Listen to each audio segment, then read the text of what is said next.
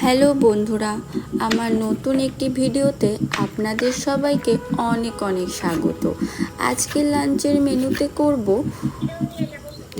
মুখির কোপ্তা কারি। আমরা নর্থ বেঙ্গলে এই সবজিটিকে মুখি বলে থাকি, কলকাতাতে কচু বলা হয়। তো কচুগুলোকে আমি এখানে ছোট ছোট করে কেটে নিয়েছি এবং ভালো করে সেদ্ধ করে নেব। তারপর আমি এখানে কিছুটা টমেটো নিয়েছি, টমেটোগুলোকে আমি এখানে ছোট ছোট করে কেটে নিচ্ছি। কিছুটা টমেটো আমি ব্লেন্ড করে নেব। তার জন্য আমি এখানে একটি ব্লেন্ডার জার নিয়ে নিচ্ছি, তাতে অর্ধেকটা টমেটো, পরিমাণ মতো হলুদ, জিরে গুঁড়ো, ধনে গুঁড়ো এবং কিছুটা রেড চিলি পাউডার, কিছুটা কিচেন কিং মশলা।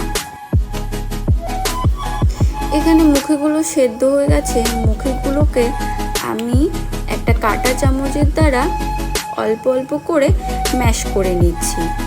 তো ম্যাশ হয়ে গেছে করা।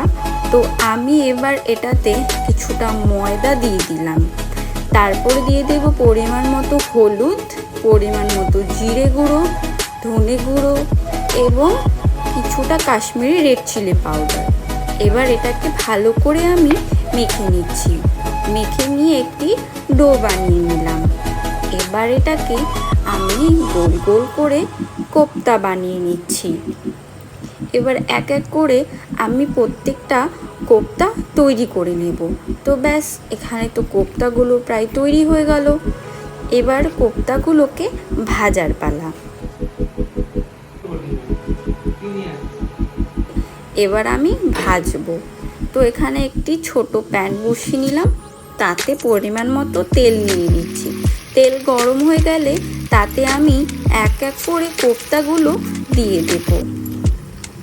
এক পাশ থেকে কোপ্তাগুলো ভাজা হয়ে গেলে আমি একটু একটু করে একটা একটা করে উল্টে নেব। তো এটিকে ভালো করে লাল লাল করে ভেজে নিয়েছি। এবার আমি ওই প্যানটিতেই অল্প একটু জিরে দিয়ে দিলাম, একটা শুকনো লঙ্কা ফাটিয়ে দিলাম এবং একটি তেজপাতা। তারপর তাতে আমি পেঁয়াজ ও টমেটোটা দিয়ে অল্প একটু ভেজে নিচ্ছি। পেঁয়াজ আর টমেটোটা ভালো করে ভাজতে হবে যতক্ষণ না পর্যন্ত একটি সফট হয়ে যাচ্ছে। তো পেঁয়াজটা সফট হয়ে গেলে তাতে আমি তৈরি করে রাখা মশলাটা দিয়ে দেব। মশলাটা দিয়ে তাতে ভালো করে আমি এটিকে মিশিয়ে নিচ্ছি।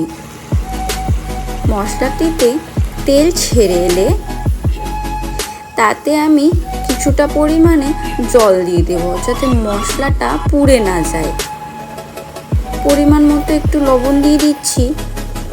তারপর জলটা ফুটে এলে তাতে আমি কোপ্তাগুলো দিয়ে দিলাম। তো এক এক করে আমি সবগুলো কোপ্তা দিয়ে দিলাম এবং তাতে অল্প ধনেপাতা দিয়ে কিছুটা জাল দিয়ে তারপর তৈরি আমাদের কচুর কোপ্তা কারি। কচুর কোপ্তা কারি তো তৈরি। তাহলে চলুন এবার দুপুরের খাবারে প্লেটটি বেড়ে নিই। প্লেটের মধ্যে পরিমাণ মতো ভাত দিয়ে দিলাম, আলুর চোখা, তৈরি করে রাখা কোপ্তাগুলো দিয়ে দিলাম। তৈরি আমাদের দুপুরের খাবারের প্লেট। Thank you.